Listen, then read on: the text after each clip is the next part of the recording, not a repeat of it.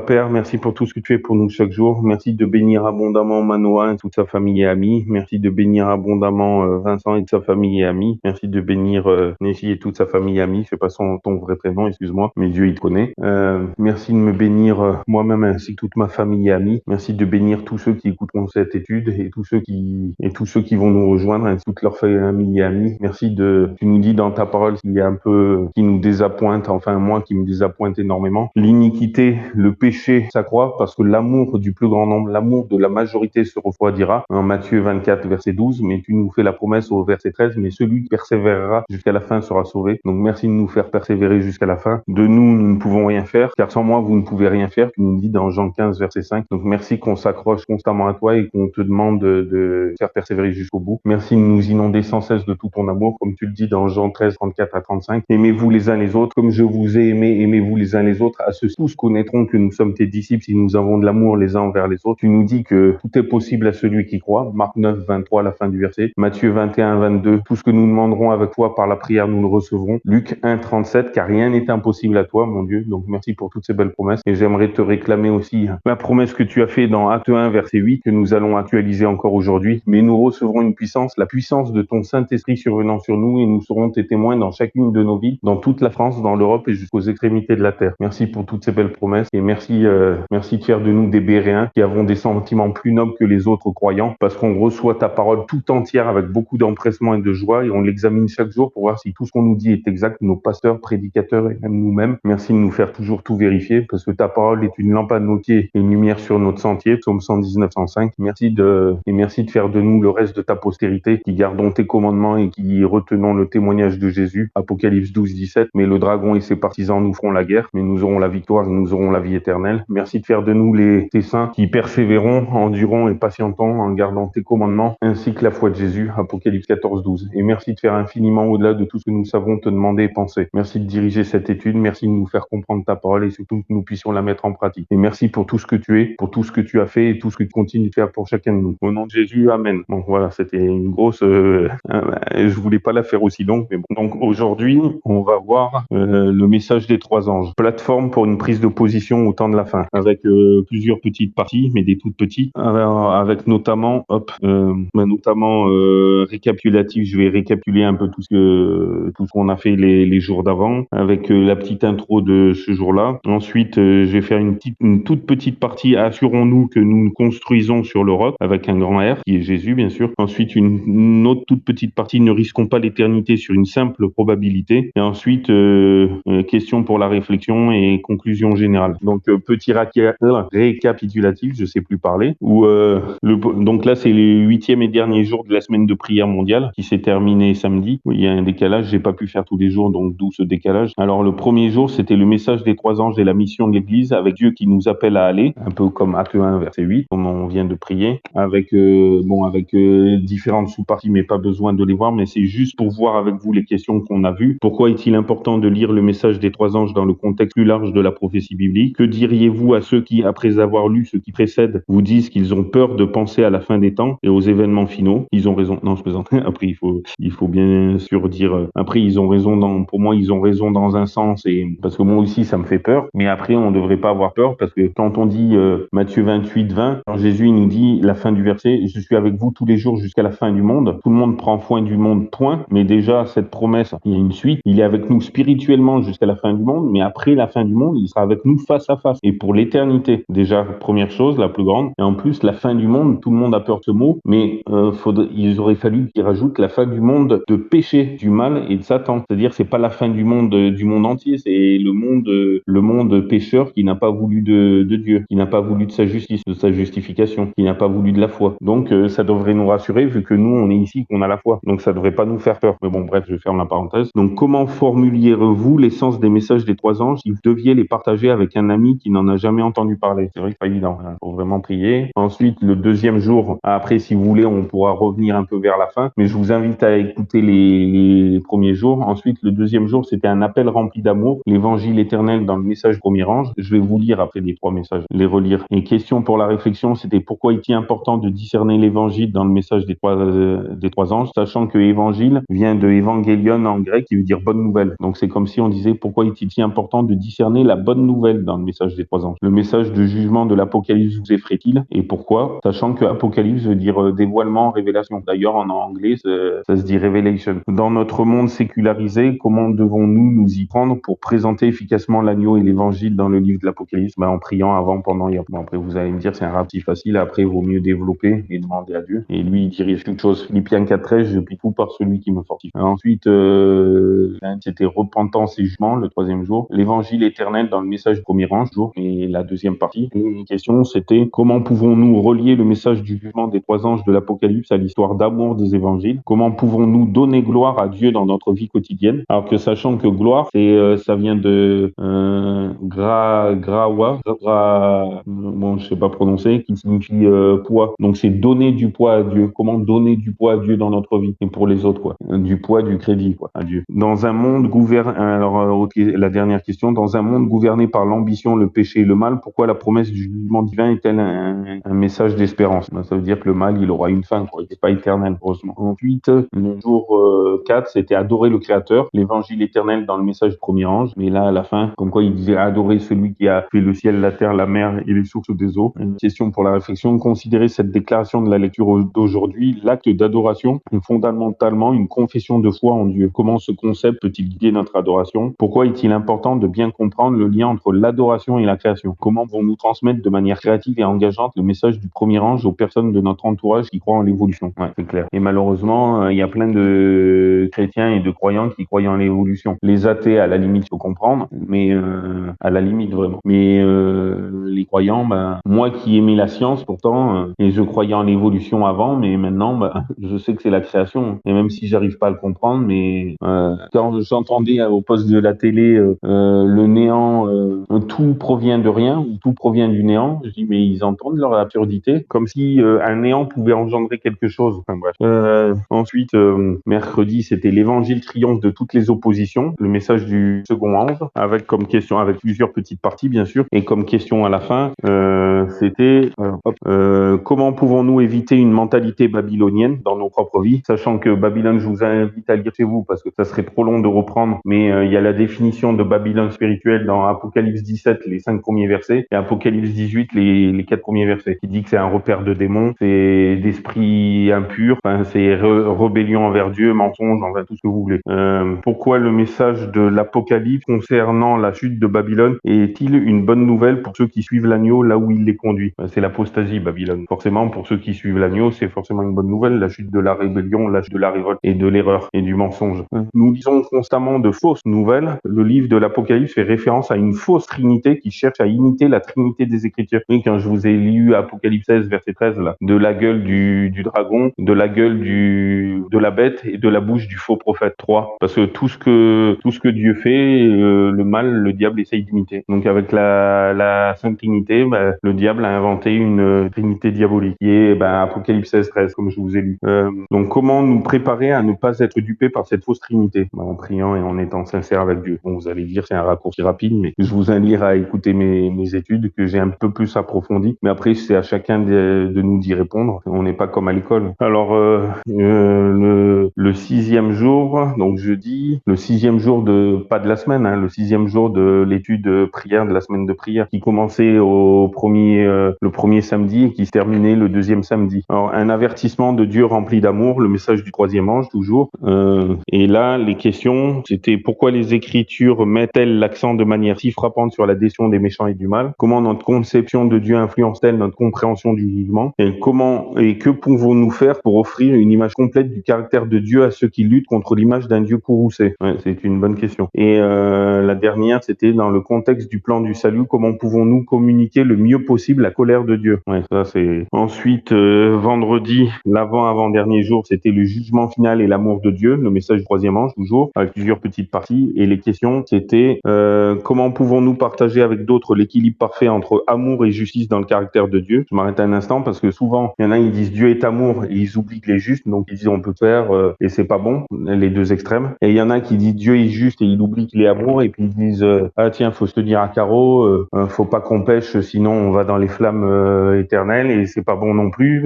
Faut un juste milieu. Et on peut pas le trouver de nous-mêmes parce qu'on est trop mauvais et trop limité, mais on peut le trouver en le demandant à Dieu et en se confiant et que à lui.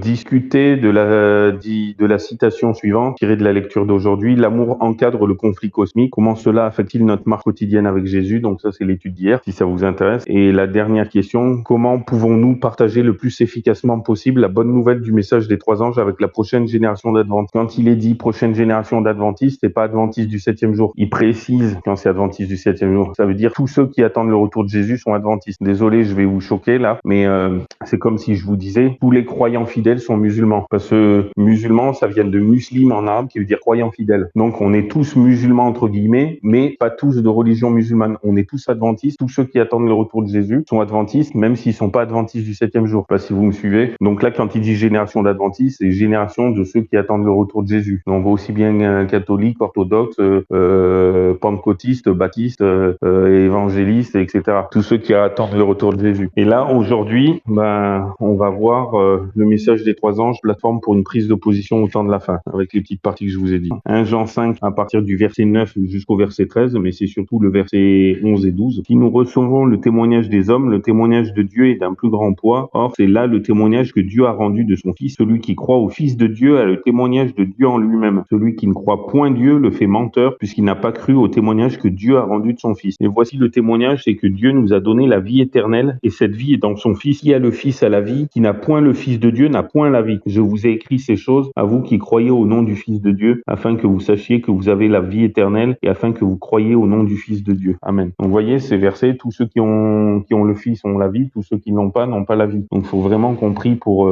nos frères et sœurs musulmans et juifs qui n'ont pas le Fils, quoi. Alors, comme il dit bien dans 1 Timothée 2, versets 1 et 2, de prier pour les hommes, tous nos dirigeants politiques, économiques, sociaux et aussi spirituels, et pour tous nos frères et sœurs catholiques, protestants, bouddhistes, athées, musulmans, juifs, pour qu'ils aient le Fils eux aussi, afin qu'ils aient la vie. Pourquoi? Parce que le verset 3 et 4, toujours de 1 Timothée 2, car cela est bon et agréable devant Dieu notre Sauveur, qui veut que tous les hommes soient sauvés et parviennent à la connaissance de la vérité. C'est-à-dire, ils parviennent à la connaissance de Jésus, parce que Jean 14,6, il est le chemin, la vérité et la vie. Nul ne vient au Père que par lui. Donc c'est comme s'il disait qu'il veut que tous les hommes soient sauvés et parviennent à la connaissance de Jésus, qu'il est la vérité. Donc il faut vraiment qu'on prie pour nos frères et sœurs et qu'on soit vraiment les sentinelles. Ézéchiel 33, je vous invite à lire chez vous. Il dit: soyons des sentinelles, des prophètes de Dieu qui avertissent le peuple, et parce que si le sentinelle ne fait pas son devoir en avertissant le peuple, comme quoi on est vers la fin des temps, et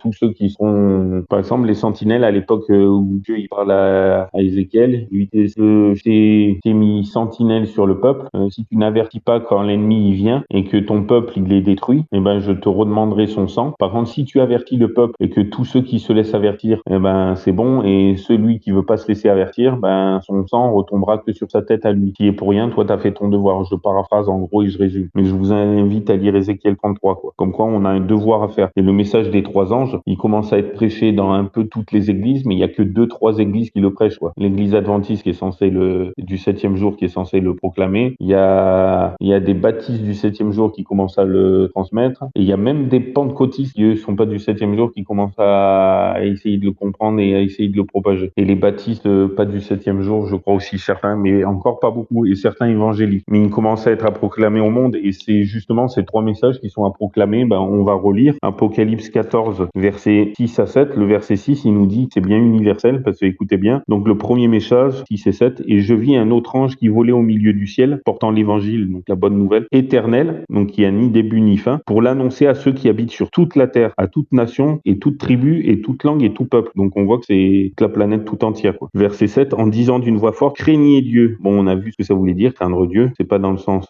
c'est dans le sens positif pour Dieu. C'est-à-dire l'aimer, le respecter, l'honorer et le sanctifier et lui obéir. l'obéir, quoi. C'est ça le craindre Dieu. Et lui donner gloire, donc c'est lui porter du poids du crédit, c'est-à-dire le proclamer aux autres, car l'heure de son jugement est venue. Il va pas venir, il est venu, l'heure de son jugement. Et adorer celui qui a fait le ciel, la terre, la mer et les sources des eaux. Amen, c'est-à-dire le Créateur. Et adorer le Créateur, en reconnaissant qu'il est le Créateur. Le deuxième, verset 8, le deuxième message, et un autre ange le suivit en disant, elle est tombée, Babylone, la grande ville, parce qu'elle a abreuvé toutes les nations du vin de la fureur de son imputé. Amen. Et le troisième message, verset 9 à 11, et le verset 12, c'est la conclusion. Et un troisième ange les suivit en disant d'une voix forte, si quelqu'un adore la bête et son image, et s'il en prend la marque au front ou à la main, il boira aussi du vin de la colère de Dieu, du vin pur préparé dans la coupe de sa colère, il sera tourmenté dans le feu et le soufre en présence des saints anges et de l'agneau. Et la fumée de leur tourment montera au siècle des siècles, et ils n'auront aucun repos, ni le jour, ni la nuit, ceux qui auront adoré la bête et son image, et quiconque aura pris la marque de son nom. Amen. Et le verset 12, c'est ici la patience, la persévérance ou l'endurance, suivant les versions bibliques. C'est ici la patience des saints, ce sont ici ceux qui gardent les commandements de Dieu et la foi de Jésus. Amen. C'est pas les commandements de Dieu sans la foi, qui serait du légalisme, ni la foi de Jésus sans les commandements, qui serait une foi morte, mais les deux. Bref, de toute façon, je vais faire une prochaine étude là-dessus. Mais on voit bien que Apocalypse 14:12 nous disent bien les deux, pas que l'un ou l'autre. Bon, alors, assurons-nous, donc la première petite partie, assurons-nous que nous construisons sur le roc.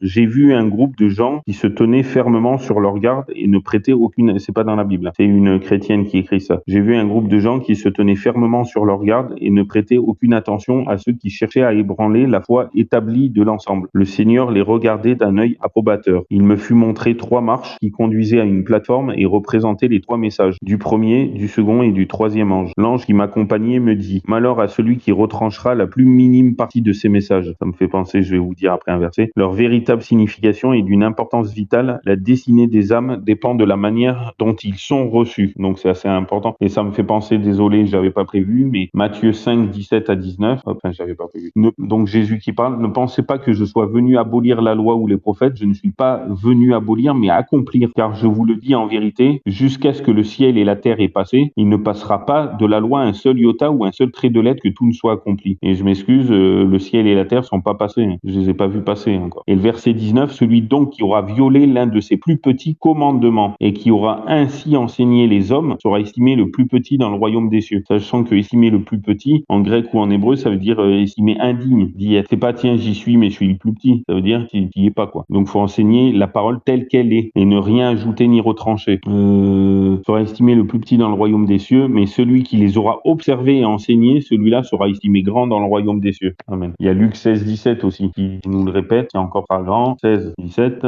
qui nous dit « Mais il est plus aisé que le ciel et la terre passent, il n'est possible qu'un seul trait de lettre de la loi soit aboli. » Donc clair, il faut vraiment qu'on enseigne à... Mais comme je disais, il y a des commandements, par exemple, il n'y en a pas 9 ni 8. Ça s'appelle les 10 paroles, ça s'appelle le décalogue, et non pas novologue 9 ou octologue 8, mais bien déca 10. Et d'ailleurs, bon, juste j'ouvre et je ferme une parenthèse, Exode 20, verset 1, il dit « Alors Dieu prononça toutes ces paroles en 10 ans. » Donc il prononce ces 10 paroles. Et Exode 31, verset 18, il dit bien qu'après que Dieu eut achevé de parler à Moïse, il écrivit et il grava ces paroles, ces commandements sur 2 tables de pierre, écrites du doigt de Dieu. Exode 32, verset 16, nous dit « Et l'écriture était l'écriture de Dieu gravée sur les tables. » Exode 34, 28, que celui-là je veux pas paraphraser, écoutez bien, alors 34, 28, « Et Moïse fut là avec l'Éternel 40 jours et 40 nuits, il ne mangea point de pain et ne but point d'eau, et l'Éternel écrivit sur les tables les paroles de l'Alliance, les 10 paroles. » Il dit pas les 9 paroles, les 10. Donc on devrait enseigner, on devrait observer les 10 paroles, et non 9 ni 8. Bon, je ferme la parenthèse.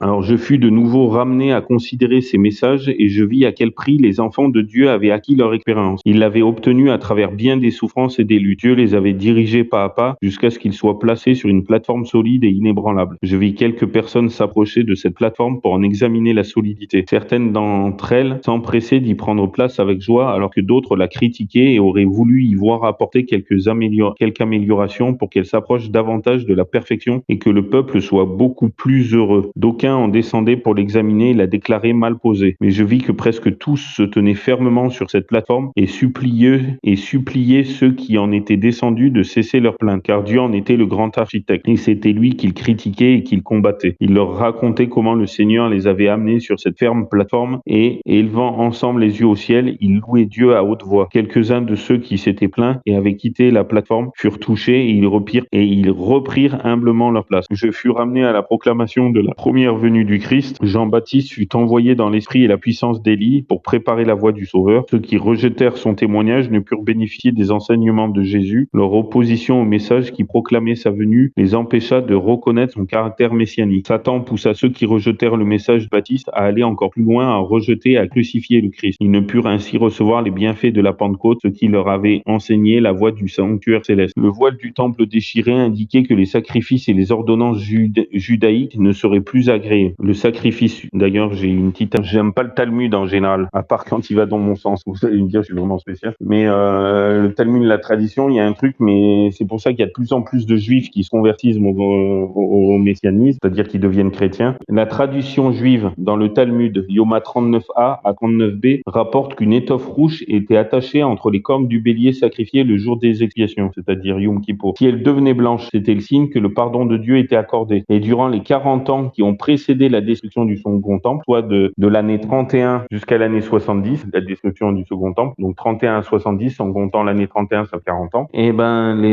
soit dès la mort de Jésus-Christ, ce signe n'est plus intervenu. Et après, il y en a plein qui se sont posé la question. Après, par contre, c'est plus dans le Talmud, mais c'est venu bien plus tard. Il y en a plein qui sont devenus messianiques parce qu'ils se sont dit, ou Dieu, il nous pardonne plus, ou il n'y a plus besoin du pardon parce que tout est accompli en Christ. Et c'était lui vraiment le Messie. C'est pour ça qu'il y a de plus en plus de juifs qui vont devenir messianiques. Il faut prier pour ça, quoi. Mais c'est énorme. Même dans le Talmud, en cherchant dans une source improbable, comme certains musulmans, ils deviennent chrétiens en lisant le Coran. Qui à la base, ça désigne pas trop Jésus. Mais ils voient que Mahomet, je dis une bêtise, il est cité tant de fois et que Jésus, il est cité 4 fois plus. Par exemple, j'ai plus les chiffres en tête. Il y a un musulman qui est devenu chrétien parce que il voyait que Jésus, il disait trop de bonnes choses sur Jésus, quoi. Que c'était la parole de Dieu, etc., etc.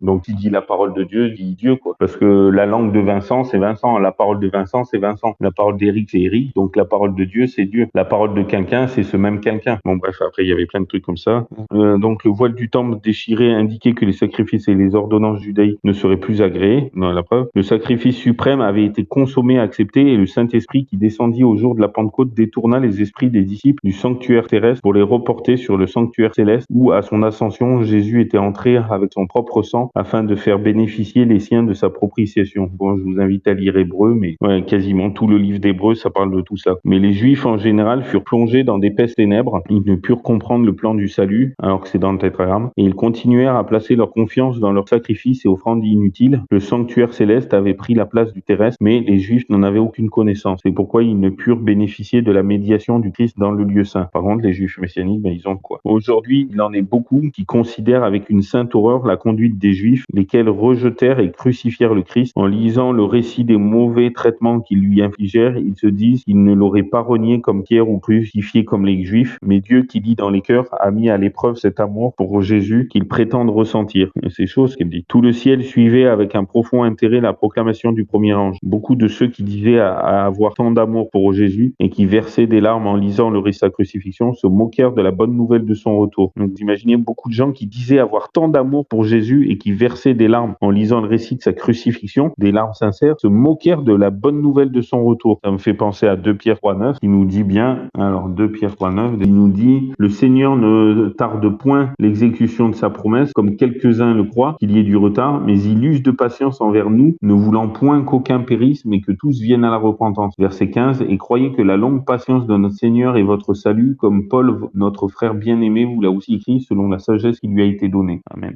Mais dans les cœurs a mis à l'épreuve cet amour pour Jésus prétend ressentir. Tout le ciel suivait avec un profond intérêt la proclamation du premier message. Beaucoup de ceux qui disaient avoir tant d'amour pour Jésus et qui versaient des larmes en lisant le récit de sa crucifixion se moquèrent de la bonne nouvelle de son retour. Au lieu de recevoir ce message avec joie, ils prétendirent que c'était une erreur. Ils haïrent ceux qui aimaient son apparition et les chassèrent des églises. Ça fait mal ça. Ceux qui rejetèrent le premier message ne purent jouir des bénédictions du second, ni profiter du cri de minuit qui devait les préparer à pénétrer par la foi avec Jésus dans le lieu très saint du sanctuaire céleste. En rejetant les 2 premiers messages, ils ont obscurci leur intelligence de telle manière qu'ils ne peuvent reconnaître aucune lumière dans le message du 3e ange qui indique le chemin du lieu très saint. Bon, ça, après, un jour, il faudra qu'on refasse une étude plus complète là-dessus parce que, alors, je vis que, comme les Juifs avaient crucifié Jésus, les églises en général avaient repoussé ces messages. C'est pourquoi ils n'ont aucune connaissance du chemin qui conduit au lieu très saint et ne peuvent bénéficier de l'intercession que Jésus y exerce. À l'instar des Juifs qui offraient leurs sacrifices inutiles, elles adressent leurs vaines prières au lieu ceux que Jésus a quittés. Satan, jouissant de leur erreur, se fait religieux et attire à lui ses chrétiens de profession. Il opère des signes et des miracles mensongers afin de les attirer dans ses filets. Les uns sont séduits d'une manière, les autres différemment, car il a préparé divers compris pour affecter les différents esprits. D'aucuns considèrent avec horreur une séduction, tandis qu'ils en adoptent d'autres aussi dangereuses, voire plus même. Quelques-uns sont séduits par le spiritisme. Satan se présente aussi comme un ange de lumière et exerce son influence par de fausses réformes. Les églises s'en réjouissent et s'imaginent que Dieu agit merveilleusement pour elles, alors que c'est l'œuvre d'un autre esprit qui se manifeste. L'excitation s'évanouit bientôt et l'église et le monde sont alors dans une condition pire qu'auparavant. Ça fait mal. Et maintenant, donc, la dernière partie avant les questions, c'est ne risquons pas l'éternité sur une simple probabilité. J'ai vu que Dieu avait parmi les adventistes de nom, donc tous ceux qui attendent le retour de Jésus, et dans les différentes églises déchues, des enfants fidèles, donc même dans les mauvaises églises. Aussi, avant que les fléaux soient versés, des pasteurs et des laïcs seront appelés à sortir de ces églises et accepteront la vérité avec joie. Et par contre, les mauvais qui sont, par exemple,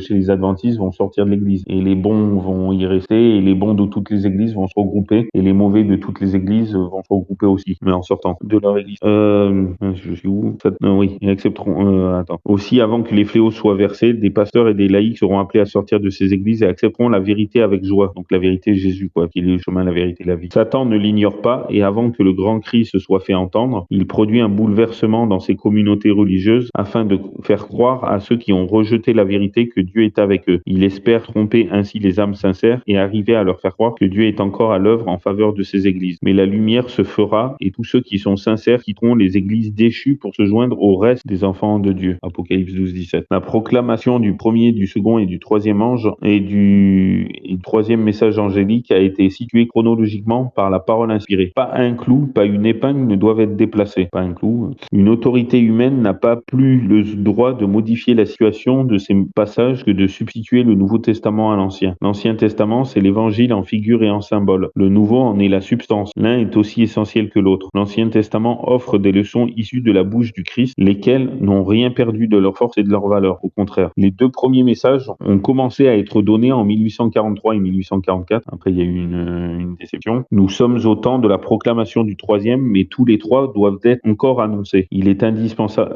Pourquoi on sait que les deux premiers messages ont été en 1843-1844? Parce que bon, je vous invite à voir le film, Dis-le au monde. Ça retrace bien l'histoire de l'adventisme, mais pas que. Ils pensaient que Jésus reviendrait, ils ont essayé de propager dans le monde comme quoi il allait revenir. Donc ils ont proclamé les deux premiers messages des trois anges en 1843 et 44, et même un peu avant. Elle dit 1843, mais ils ont même commencé, si on voit le film avant 1840 justement, on voyait qu'il leur restait 4 ans à le proclamer. Bon bref, je ferme la parenthèse. Donc tous les trois doivent être encore annoncés. On ne doit pas annoncer que le troisième. Donc il est indispensable maintenant, comme toujours, de les répéter à ceux qui sont à la recherche de la vérité, donc de Jésus. Par la plume et par la parole, nous devons faire retentir cette proclamation, montrant leur succession et l'application des prophéties qui nous amènent au message du troisième ange. Un troisième n'est concevable que s'il y a un premier et un second. Bah oui, c'est logique. C'est comme si je vous dis acheter 2 pains, le troisième gratuit. Vous pouvez pas dire à la boulangerie, je veux que le troisième gratuit. Il faut acheter les 2 premiers. Donc ces messages doivent être donnés au monde par Ces messages doivent être donnés au monde par des publications, des conférences montrant par l'histoire prophétique les choses passées et les futures. Nous avons pour tâche de proclamer les commandements de Dieu et le témoignage de Jésus-Christ. Apocalypse 14-12. Prépare-toi à la rencontre de ton Dieu, nous dit bien Amos 4-12. Amos 4-12 qui est dans les 12 petits prophètes après Daniel. Donc après Daniel, il y a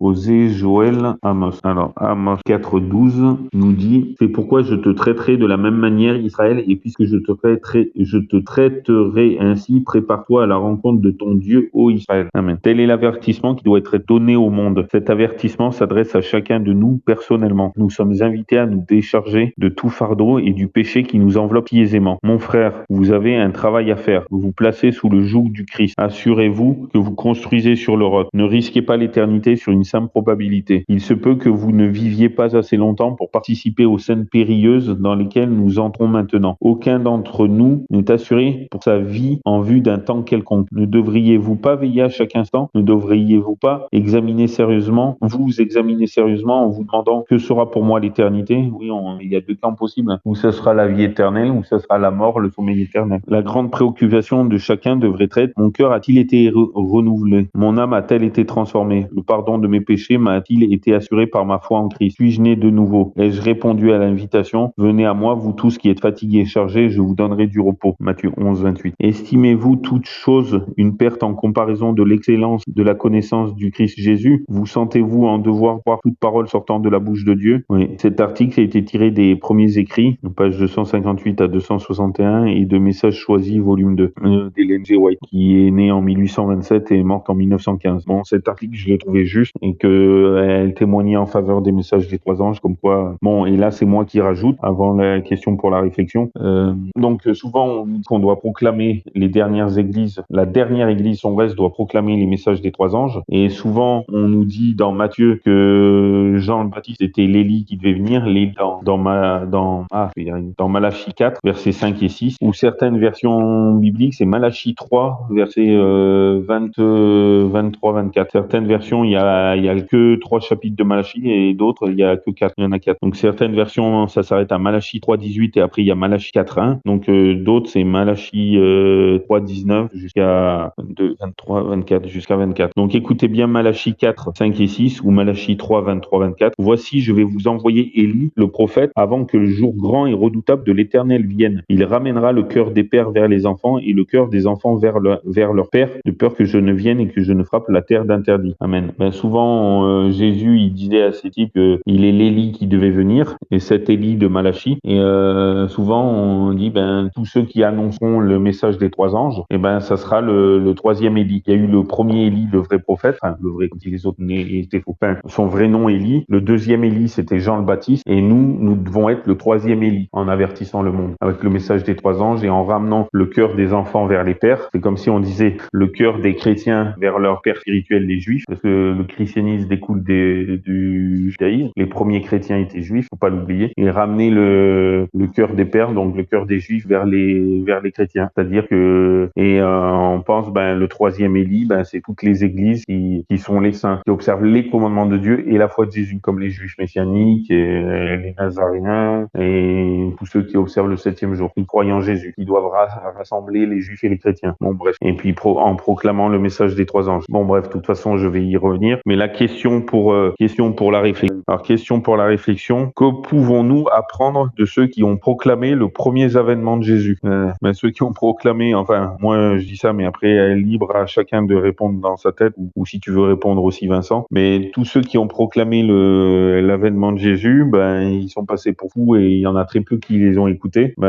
Faut croire que nous, quand on va proclamer son second avènement, ce sera la même chose. Donc, on a bien vu dans ses écrits qu'elle disait qu'il y en a plein qui disent, qui pleurent sincèrement en regardant la crucifixion de Jésus, en regardant qu'il est couillé sur la croix, etc., en voyant ses souffrances, qui pleurent sincèrement. Mais quand on leur dit, Christ va venir, ils sont pas pressés qu'il revienne. Ou ils croient pas, ou ils sont pas pressés, ou les deux. Et ça, je sais pas vous, mais moi, je suis pressé qu'il revienne. Même si je sais que je suis pas prêt, mais lui, il peut finir de me préparer. Philippiens 4:13, je puis tout par celui qui me fortifie, donc par Dieu, par Christ qui me fortifie. Mais Philippiens 6, je suis persuadé que celui, c'est-à-dire Dieu, qui a commencé en vous cette bonne œuvre, la rendra parfaite pour le jour de Jésus-Christ. Et ça, c'est énorme. C'est lui qui le fera. Et ça va très bien avec 1 Thessaloniciens 5, 23, 24, qui nous dit que le Dieu de paix vous sanctifie lui-même tout entier et que tout votre être, l'âme, le corps et l'esprit, l'âme et le corps soient conservés irrépréhensibles pour le retour ou pour l'avènement de notre Seigneur Jésus-Christ. Celui qui vous a appelé est fidèle et c'est lui qui le fera. Donc on peut pas le faire de nous-mêmes, mais notre part, c'est lui demander, le laisser agir en nous. Mais il nous perfectionne petit à petit. Donc il faut que nous fassions confiance. Apocalypse 22, 11 nous dit bien les deux extrêmes, quoi. La polarité des méchants et des gentils. Les deux sont pécheurs, mais le méchant, il se souille encore plus, davantage, il s'enfonce encore plus dans la méchanceté, il s'accroche encore plus à son péché, et juste, il se justifie encore, enfin pas lui tout seul, mais il demande à Dieu de le justifier, et Dieu le fait de plus en plus, quoi. Il le perfectionne comme Philippiens 6 et 1 Thessaloniciens 5, 23, 24 qu'on vient de voir. Et oui, donc voilà ça. Bon, après ce que j'ai, donc c'est vraiment les deux extrêmes, quoi. Le bien s'enfonce encore, enfin s'élève encore plus vers le bien et le mal s'enfonce encore plus vers le mal. Pourquoi cela est-il significatif pour ceux qui attendent le retour de Jésus? Oui, ce sera la même chose. Comme je disais, ceux qui ont annoncé le premier avènement de Jésus, ils se sont fait moquer d'eux. Peu de personnes les ont écoutés. Ça sera pareil pour nous, quoi. Mais il faut le faire quand même.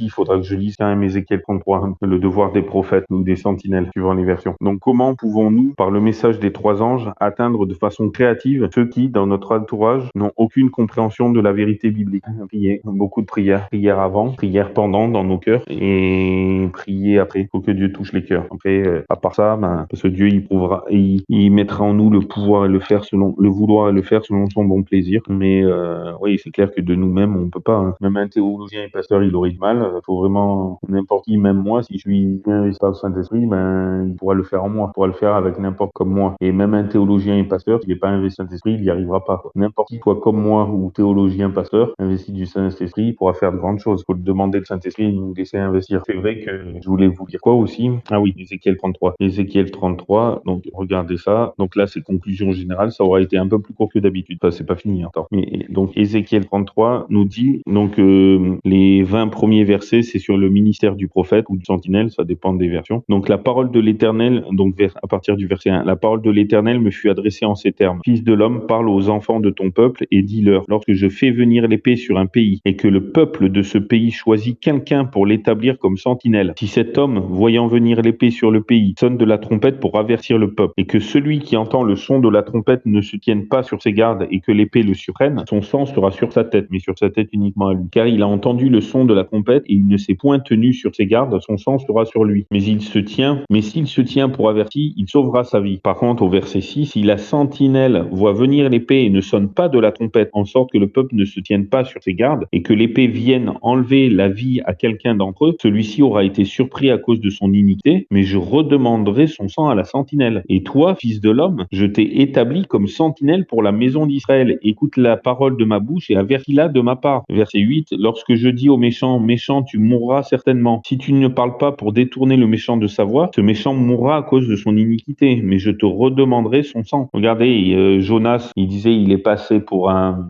abruti, enfin désolé pour ce terme, mais parce qu'il voulait pas annoncer à Ninive comme qu'il serait détruit, parce qu'il savait qu'il y avait des chances pour qu'il se repente et que Dieu, dès que quelqu'un regrette, tout de suite il pardonne tout Dieu. Et donc il s'est dit mince, si jamais et qu'il voulait pas leur annoncer ce message de salut, parce que Ninive, ils connaissaient ni leur droite ni leur gauche, ça veut dire dans le sens qu'ils étaient super rebelles envers Dieu et qu'ils avaient fait souffrir les Juifs pendant beaucoup de décennies. Donc imaginez votre pire ennemi, que Dieu vous dise va lui annoncer l'évangile. Au premier abord, imaginez qu'il vous a fait souffrir pendant des années, ou même que ce soit un ennemi qui fait souffrir votre famille en Christ pendant des années et qui vous fait souffrir aussi. Vous n'avez pas trop envie à premier abord de lui porter l'évangile. Et c'est pour ça qu'il est parti carrément dans le sens opposé. Bon, je vous invite à lire l'histoire de Jonas et qu'après il lui dit va porter cette nouvelle. Vous voyez, si on dit pas méchant, tu mourras certainement, tu restes méchant, il y en a, ça les fait réfléchir et puis là, ils se repentent et je ne veux pas que le méchant meure, mais qu'il revienne de sa conduite et qu'il vive. Alors, méchant, tu mourras certainement. Si tu ne parles pas pour détourner le méchant de sa voie, ce méchant mourra à cause de son iniquité, mais je te redemanderai son sang. Verset 9, si au contraire tu avertis le méchant pour le détourner de sa voie, sans qu'il s'en détourne, il mourra à cause de son iniquité, mais toi, tu sauveras ta vie. Et toi, fils de l'homme, dis à la maison d'Israël, vous parlez ainsi et vous dites, puisque nos péchés et nos forfaits sont sur nous et que nous dépérissons à cause d'eux, comment pourrions-nous vivre? Dis-leur, je suis vivant, dit le Seigneur l'Éternel, je ne prends point plaisir à la mort du méchant, mais à ce que le méchant se détourne de sa voie et qu'il vive. Détournez-vous de votre méchante voie. Pourquoi mourriez-vous, ô maison d'Israël? Et toi, fils de l'homme, dis aux enfants de ton peuple, la justice du juste ne le sauvera pas au jour où il péchera, c'est-à-dire où il laissera tomber la main de Dieu, où il deviendra méchant, enfin mauvais, qui ne voudra pas se décrocher de son péché, et la méchanceté du méchant ne le fera pas tomber au jour où il s'en détournera, de même que le juste ne pourra vivre par sa justice au jour où il péchera, comme un peu le diable il a fait. Quand je dis au juste qu'il vivra certainement, si se confiant en sa justice, il commet l'iniquité, on ne se souviendra d'aucune de ses œuvres de justice, mais il mourra à cause de l'iniquité qu'il a commise. Lorsque je dis au méchant, tu mourras certainement, si se détournant de son péché, il fait ce qui est droit et juste, si le méchant rend le gage, s'il restitue ce qu'il a ravi, s'il marche dans les préceptes qui donnent la vie, sans commettre d'iniquité, certainement il vivra, il ne mourra point. On ne se souviendra d'aucun des péchés qu'il aura commis, il fait ce qui est droit et juste, certainement il vivra. Mais les enfants de ton peuple disent, la voie du Seigneur n'est pas bien réglée, c'est leur voie qui n'est pas bien réglée. Si le juste se détourne de sa justice pour commettre l'iniquité, il en mourra. Si le méchant se détourne de sa méchanceté pour faire ce qui est droit et juste, il en vivra. Et vous dites, la voie de l'Éternel n'est pas bien réglée, je vous jugerai aux maisons d'Israël, chacun selon ses voies. Amen. Donc oui, c'est énorme comme quoi Dieu nous dit de prophétiser. Il dit bien dans Joël 2, que c'est répété dans les actes, qu'à la fin des temps, vos jeunes gens auront des visions et vos vieillards auront des songes. Je suis un vieillard, alors parce que des fois j'ai des songes, non, trêve de plaisanterie, mais on doit vraiment avertir nos nos contemporains. Parce qu'imaginez si nous, personne nous avait averti, si moi, personne m'avait averti, je serais encore dans mon péché et je mourrais, comme il est dit dans Ézéchiel. Tandis que là, d'accord, je suis encore pécheur, mais à la différence, c'est comme je crois en Jésus, et ben mes péchés sont automatiquement effacés et je serai de moins en moins pécheur. C'est ça la différence. Tandis que celui qui est juste mais qui commet l'iniquité, on est pécheur jusqu'à la fin. Mais quand ce texte dit le juste commet l'iniquité, et qu'est-ce que l'iniquité? C'est la transgression de la loi.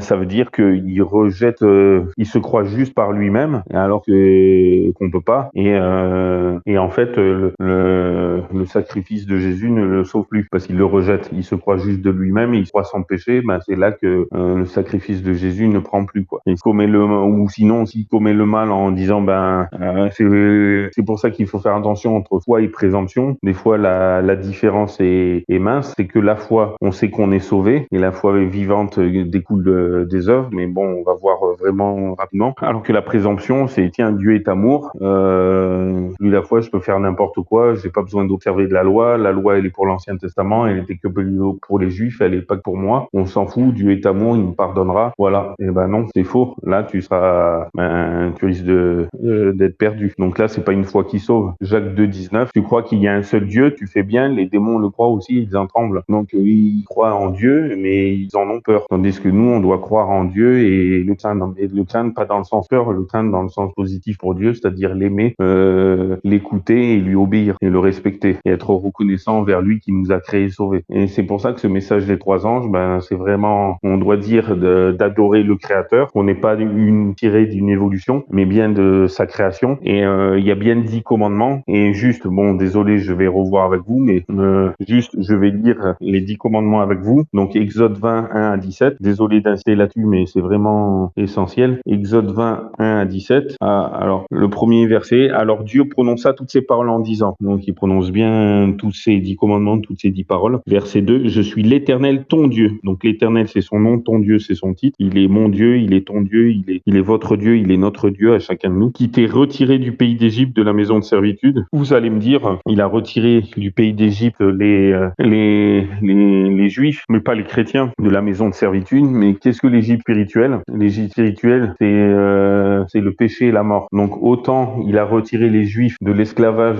il les a délivrés de l'Égypte, mais nous, chrétiens, regardez la Pâque juive et la Pâque chrétienne. La Pâque chrétienne a plus de portée plus large, vu que la Pâque chrétienne, c'est quoi? C'est Jésus, l'agneau qui ôte le péché du monde entier. Donc c'est délivrance du péché et de la mort. Et là, qui est pour juifs, chrétiens et pour tous ceux qui croient, qui acceptent, et tous ceux qui croiront et accepteront. D'où l'importance compris pour tous nos contemporains, croyants ou non, et de toute croyance. Donc c'est vraiment pour nous aussi. D'ailleurs, voyez, souvent, j'ouvre et je ferme la parenthèse, souvent on me dit, ouais, mais le 4e commandement, d'accord, c'est Exode 20, c'est sur la création, mais on va te dire, mais Deutéronome 5, où il rappelle le décalogue, les commandements, ils vont te dire, ouais, observe le jour de sabbat, comme tu as été retiré d'Égypte, comme tu as été étranger. Je dis, tu vois, là, c'est pas bon pour nous. Ouais, mais là, regardez le 2e verset, qui t'est retiré du pays d'Égypte. Pourtant, on remet pas en cause les 10 commandements, mais que le 4e. Bon, bref. Donc, l'Éternel, ton Dieu, son nom et son titre, au verset 2, juste avant le 1er commandement, tu n'auras point d'autre Dieu devant ma face, 1er commandement. Ensuite, 2e, tu ne te feras point d'image taillée, ni aucune ressemblance des choses qui sont là-haut dans les cieux, ni ici-bas sur la terre, ni dans les eaux sous la terre. Tu ne te prosterneras point devant elles, et tu ne les serviras point, car je suis l'Éternel, ton Dieu. Il est répété en plein milieu du 2e commandement, l'Éternel, ton Dieu. Donc son nom et son titre. Un Dieu jaloux qui punit l'iniquité des pères sur les enfants jusqu'à la 3e et à la 4e génération de ceux qui me haïssent, et qui fait miséricorde jusqu'à 1000 générations à ceux qui me aiment et qui gardent mes commandements. Verset 7, le 3e commandement. Tu ne prendras point le nom de l'Éternel, ton Dieu, en vain. Vous voyez encore son nom et son titre. Car l'Éternel, il répète encore son nom une autre fois, ne tiendra point pour innocent celui qui aura pris son nom en vain. Bon, verset 8 à 11, le 4e commandement, je le lis en dernier. Le verset 12, honore ton père et ta mère afin que tes jours soient prolongés sur la terre que l'Éternel, ton Dieu, te donne. Donc, vous voyez, avant le 1er commandement, il dit l'Éternel, ton Dieu, donc son nom et son titre. En plein milieu du 2e commandement, au verset 5, alors sachant, c'est les versets 4 à 6, ils disent l'Éternel, ton Dieu, son nom et son titre. Le 3e commandement, le verset 7, ils disent l'Éternel, ton Dieu, ils répètent l'Éternel vers la fin du verset. Le 5e commandement, l'Éternel, ton Dieu, te donne, donc son nom et son titre. Par contre, les 5 derniers commandements, il n'y a ni son nom ni son titre. Tu ne tueras point, verset 13, verset 14, tu ne commettras point d'adultère, tu ne déroberas point, tu ne diras point de faux témoignages contre ton prochain. Et le dernier, tu ne convoiteras point la maison de ton prochain, tu ne convoiteras point la femme de ton prochain, ni son serviteur, ni sa servante, ni son bœuf, ni son âne, ni aucune chose qui soit à ton prochain. Amen. Et le 4e commandement, versets 8 à 11. Souviens-toi du jour du repos pour le sanctifier. Donc souviens-toi du jour de repos pour le mettre à part, pour le rendre saint. Tu travailleras 6 jours et tu feras toute ton œuvre, mais le 7e jour, il dit pas le premier, ni le 2e, ni le 3e, ni le 4e, ni le 5e, ni le 6e, il dit le 7e jour. Et le repos de l'Éternel, ton Dieu. L'Éternel, donc son nom, ton Dieu, donc son titre. Tu ne feras aucune œuvre en ce jour-là, ni toi, ni ton fils, ni ta fille, ni ton serviteur, ni ta servante, ni ton bétail, ni l'étranger qui est dans tes portes. Donc même les animaux et même les étrangers. Verset 11, car l'Éternel, tiens, il répète encore une autre fois son nom, a fait en 6 jours, tiens, il répète la création, en 6 jours, les cieux et la terre et la mer et tout ce qui est en eux, donc la création tout entière. Tiens, c'est son domaine territoire, la création tout entière. Et il s'est reposé le 7e jour, pas un autre, mais le 7e. C'est pourquoi l'Éternel, tiens, il répète encore une autre fois. Donc il y est 3 fois son nom. C'est pourquoi l'Éternel a béni le jour du repos et l'a sanctifié. Non seulement il s'est reposé, mais il l'a béni, et tout ce que Dieu bénit, il est pour l'éternité. En plus, il l'a sanctifié. Mais à part ça, c'est pas important. Et vous voyez, je viens de lire avec vous les 10 commandements, c'est le seul où il y a son nom qui est répété 3 fois quand même dans le commandement. Le seul qui est répété 3 fois. Son titre et son domaine et territoire, c'est le seul où il y a son domaine et territoire. Les 4 autres premiers commandements, le 1, 2 et 3 et le 5e, il y a que son nom et son titre. Et les 5 derniers, il y a aucun des 3. Par contre, celui-là, il y a son nom répété 3 fois dans le commandement et son titre une fois et son domaine territoire qu'il possède. Comme quoi, il est le créateur de tout. Mais malheureusement, donc le premier message qui dit adorer celui qui a fait le ciel, la terre, la mer et les sources des eaux, c'est adorer le créateur. Et c'est le seul, on vient de lire ensemble, c'est le seul commandement comme quoi il est le créateur. Est-ce que vous avez lu dans les 17 premiers versets un autre verset qui dit comme quoi qu'il est le créateur? Non. Et un sceau royal, je vous répète, par exemple Louis XVI, roi de France. Louis XVI, c'est son nom, roi, c'est son titre, France, c'est son domaine territoire qu'il possède. Tous les sceaux royaux, vous pouvez vous renseigner. Je dis pas les tampons des présidents, les sceaux royaux des anciens rois ou même des rois d'Angleterre maintenant, enfin de la reine. Il y a le nom, le titre, roi, reine, et son domaine territoire, le pays. Et il a fait en 6 jours les cieux, la terre, la mer et tout ce qui est contenu, tout ce qui est en eux. Donc la création tout entière, c'est son domaine territoire. Donc c'est bien son sceau. Et c'est pour ça forcément que Satan attaque le plus là-dessus. Et c'est pour ça que c'est le premier message des 3 anges qui rappelle qu'il est notre créateur. Faut pas croire qu'il est que notre rédempteur, mais qu'il est vraiment notre créateur aussi. Et je m'excuse, mais tous ceux qui disent, et voyez, le 7e jour, prenez Marc 16:9, je vais finir avec ça. Marc 16:9, toutes les versions dynamiques, c'est-à-dire style Bible du semeur, français courant, Nouvelle français courant et Parole de vie, vont vous dire Jésus étant ressuscité un dimanche matin, etc.,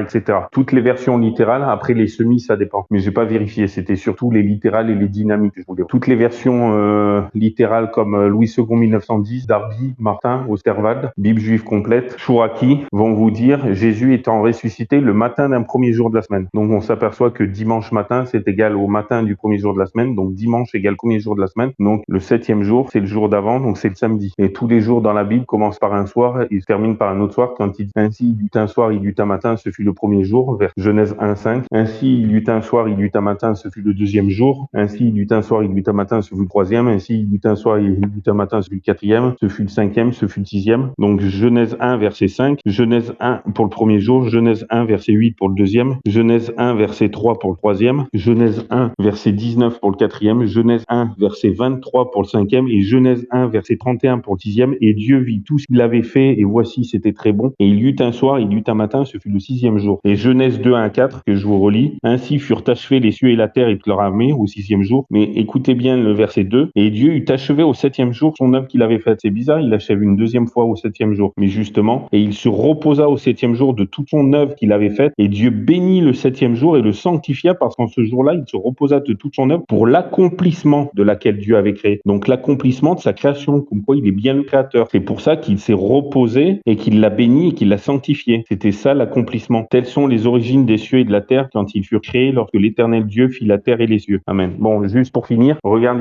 imaginez un sculpteur, un peintre, imaginez qu'il fasse un tableau, une sculpture ou un dessin, un dessinateur, en 6 jours. Il l'a fini le 6e jour. Il fait 6 jours pour le faire. Le 7e jour, il la contemple et il la signe. Il l'a achevé le 6e jour toute son œuvre, mais il l'a reachevé en regardant, la contemplant et surtout en la signant pour dire qu'elle lui appartient à lui. C'est pareil pour le 7e jour. Ça lui appartient à lui. Et l'ennemi, forcément, il titille pour dire n'importe quel autre jour parce que il veut perdre un maximum, mais c'est son jour à lui. Et dans les 10 commandements, il est dit 7e jour. Le sabbat du 7e jour n'est pas le sabbat du 7e jour le premier jour, ni le sabbat du 7e jour le 2e, ni le 3e, ni le 4e, ni le 5e, ni le 6e. Mais le sabbat du 7e jour est bien le 7e jour. Et je m'excuse, comme on a lu dans Matthieu 5, verset 19, celui qui violera un seul de ces plus petits commandements commandements et qui enseignera à faire de même sera indigne, sera jugé le plus petit dans le royaume des cieux, c'est-à-dire indigne du royaume. Mais celui qui les observera tous et qui enseignera à tous les observer, sera estimé grand. Et je sais pas vous, mais moi j'ai pas envie j'ai envie d'aller au royaume et j'ai envie d'enseigner sa parole telle qu'elle. Acte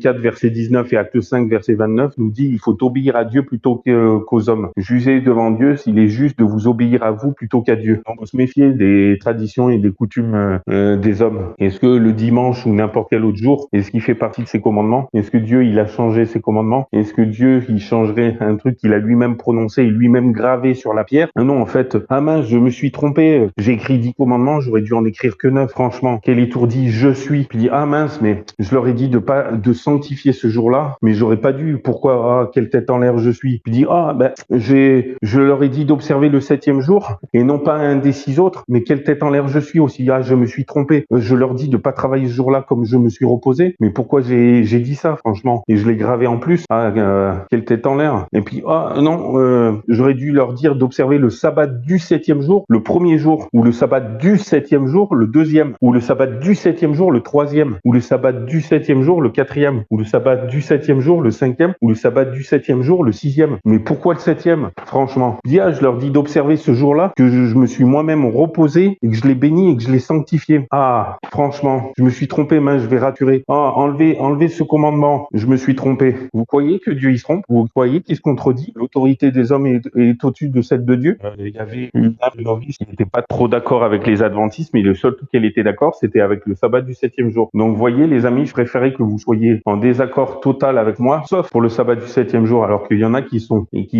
tous d'accord avec moi, sauf pour le sabbat. Alors que c'est le truc qui est primordial, c'est son sceau. Et c'est le commandement que tout le monde rejette. Alors que c'est celui-là qui indique comme quoi il est notre créateur. Ézéchiel 20:20. Juste 2 secondes, je finis par ça, désolé. Ézéchiel 20:20. Vous allez me dire, oui, c'est dans le Premier Testament. Le Premier Testament, c'est pour les Juifs. Dans ce cas-là, déchirez l'Ancien Testament et brûlez-le, gardez que les nouveaux. Faisons comme les Juifs, mais pour le nouveau. Les Juifs, ils gardent que l'Ancien Testament et ils rejettent le nouveau. Rejetons l'Ancien. Je m'excuse, mais la Bible, c'est les deux. Le premier commencement, c'est l'annonce des choses à venir. Et le deuxième, c'est l'accomplissement de ces choses. Si on n'a que l'accomplissement sans les annonces, c'est pas bon. Un arbre, coupez-lui son tronc. Vous verrez s'il continuera de fleurir. Un arbre, coupez-lui les branches, mais à ras du tronc. Vous verrez s'il continue de se propager. Et un arbre, coupez-lui les racines, que sont le Pentateuque, Genèse, Exode, Lévitique, Deutéronome. Mettez de l'acide sur ses racines. Vous verrez si l'arbre y produit. La Bible, c'est la même chose. On peut rien enlever, ni rajouter, ni retrancher, ni tordre. C'est où on prend toute la Bible, où on prend rien, où on rejette tout, où on prend tout. On prend les 10 commandements, parce qu'il y en a 10 décalogues, où on n'en prend aucun. On observe les 10, où on n'observe aucun. Mais 9, ça sert à rien. Il dérange autant coller quelque chose sur Exode 20, 8 à 11. Pourtant, il fait partie Exode 20, 8 à 11, le verset 8 à 11, je m'excuse, il est entre le verset 1 et 17.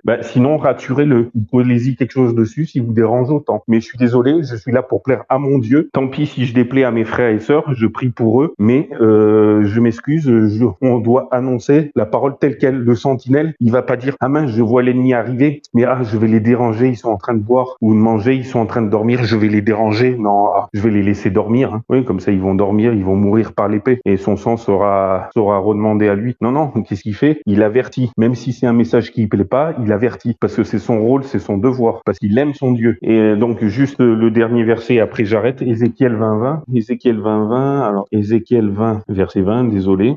Ézéchiel 20 verset 20 qui nous dit sanctifiez mes sabbats afin qu'ils servent de signe entre moi et vous et que vous connaissiez que je suis l'Éternel votre Dieu. Est-ce qu'il est que le Dieu des Juifs ou il est mon Dieu ou il est ton Dieu ou il est notre Dieu? Afin que vous connaissiez, ça me fait penser à Jean 17:3. Or la vie éternelle, c'est qu'ils te connaissent, toi le seul vrai Dieu et celui qui a envoyé Jésus-Christ. Donc c'est un signe afin que nous connaissions qu'il est l'Éternel notre Dieu, qu'il est notre Créateur justement. Et un dernier verset, je croyais que c'était un dernier, mais Psaume 139 verset 13. Psaume 139 verset 13 qui nous dit car c'est toi qui as formé mes reins, qui m'as façonné, tu sais, dans le sein de ma mère. Donc il est notre Créateur à nous tous. Adam et Ève n'étaient pas juifs. Et il y en a qui vont vous dire juste un dernier truc. Il y en a qui vont vous dire le sabbat est pas si important que ça. Après tout, il est rappelé dans les 10 commandements. Souviens-toi, ça veut dire qu'il existe avant. Souviens-toi d'alimenter le feu, ça veut dire que j'ai allumé le feu avant. Souviens-toi, ça veut dire que ça existe avant. La preuve, Genèse 2:1-4, Dieu s'est reposé ce jour-là, il l'a béni, il l'a sanctifié. Donc rien que ça devrait nous suffire. Qu'il est observé par Dieu, on devrait l'observer aussi parce qu'on l'aime. Bon bref. Et puis il y en a qui vont vous dire ouais mais on n'en parle pas avant les 10 commandements.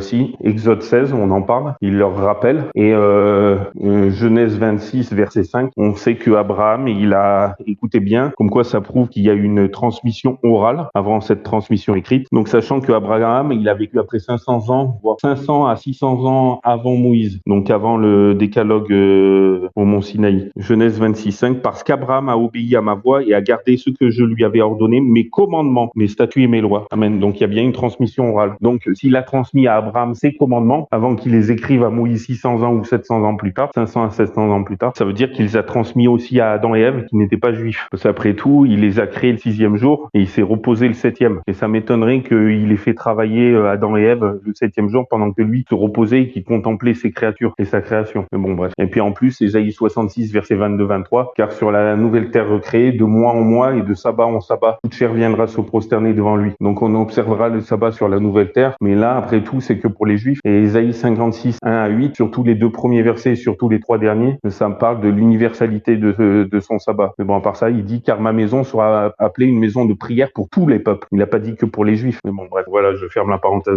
Regarde, c'est dommage, il y en a qui vont me dire, ouais, mais la majorité, ils observent n'importe quel autre jour. Ouais, les musulmans, c'est le vendredi, et les catholiques et protestants, c'est le dimanche. Pourtant, Luc 4:16, donc on a bien vu que Marc 16:9, le premier jour, c'était le dimanche. Et qu'est-ce qu'a fait Jésus? Christ, chrétien, ça veut dire disciple du Christ, ça veut dire imitateur, suiveur et refléteur du Christ. Et Luc 4:16, donc on devrait s'arrêter là. Luc 4:16 est clair. Et Jésus vint à Nazareth où il avait été élevé et il entra selon sa coutume le jour du sabbat dans la synagogue et il se leva pour lire. Donc si Jésus, il allait selon sa coutume le jour de sabbat à la synagogue, on devrait, selon sa coutume à lui, vu qu'on est chrétien, le même jour que lui. Soyez comme des petits-enfants. Pourquoi Jésus nous dit ça? Parce que les petits-enfants, ils écoutent sans réfléchir. Les petits, si vous m'aimez, gardez mes commandements. Et ce qu'il a dit, gardez 9 commandements sur mes 10. Vous serez mes amis si vous faites tout ce que je vous commande. Dans le commandement, il y a commande. Jean 15:14. Jean 2, verset 3-6. Que celui qui dit demeurer en lui marche comme lui-même il a marché. Le verset 6. Comme. Il dit, ah ouais, je vais faire tout ce que Jésus a fait, mais sauf, mais sa coutume, ça me gêne. Hein. Aller à l'église le jour du sabbat, lui-même l'a fait, mais juste sauf ça. Je vais observer tout sauf ça. Celui qui pêche contre un seul commandement devient coupable de tout. Jacques 2:10. 10 moins 1 est égal à 0. Donc c'est ou les 10 ou 0. Parce que 9 c'est 0, 8 c'est 0. Bon bref, désolé d'insister autant, mais désolé, je vais prier, après on pourra continuer un peu de parler. Père, merci pour tout ce que tu fais pour nous chaque jour. Pardon de mon énervement, pardon d'insister autant, mais tu dis bien dans ta parole, ton peuple périt par faute de connaissance. Tu dis bien à la loi et au témoignage, si on ne parle pas ainsi, il n'y aura point d'horreur pour ton peuple. Ta parole est claire, et ta parole est une lampe à nos pieds, une lumière sur notre sentier. Encore faut-il qu'on l'allume, qu'on pense à l'allumer. Puis au lieu de nous dire, tu nous dis aussi dans ta parole, marchons par la foi et non par la vue. Merci de faire de nous tes saints. Merci qui patientons, qui persévérons, qui endurons en gardant tes commandements. Et la foi du, ça va de soi que c'est tout. Il y a 10 commandements et non 9 ou moins. Et merci de faire de nous des béréens qui vérifions tout. Et merci que nous arrêtions, comme tu le dis dans ta parole, sonde-moi, ô Dieu, et connais mon cœur. Éprouve-moi et connais mes pensées. Regarde si je suis sur une mauvaise voie et conduis-moi sur la voie de l'éternité. Je te demande cela pour chacun de mes bien-aimés chers frères et sœurs et amis. Et merci de nous faire persévérer tout jusqu'au bout. Merci pour tout ce que tu es, pour tout ce que tu as fait et tout ce que tu continues de faire. Merci de bénir abondamment Vincent, Sandra, enfin et tous mes frères et sœurs et amis, Manoa et Léa, enfin tous ceux qui étaient connectés. Et merci de bénir les 2 Mathieu ainsi que leur famille et amis, les 2 Victor ainsi que leur famille et amis. Pardon d'insister autant, mais tu sais que c'est une chose vitale et si mes frères et sœurs savaient que c'était une chose vitale, ils enseigneraient. Il y a plein de choses que je sais rien, mais ça j'en suis sûr, tu me l'as mis à cœur, comme tu as mis à cœur ton nom pour Mathieu. Donc nous détenons chacun des portions comme des puzzles de toi, de la vie qui est le seul chemin, la seule vérité et la seule vie. Nous ne pouvons pas te détenir tout entier, donc tu nous as donné par amour une partie à chacun, de nous donner spécialiste de cette partie que tu nous as mis à cœur. Donc merci, nous puissions la proclamer au monde entier. Et merci pour tout ton amour. Merci de nous inonder sans cesse de tout ton amour, de toute ta foi, de toute ton espérance. Et merci pour tout. Au nom de Jésus, Amen.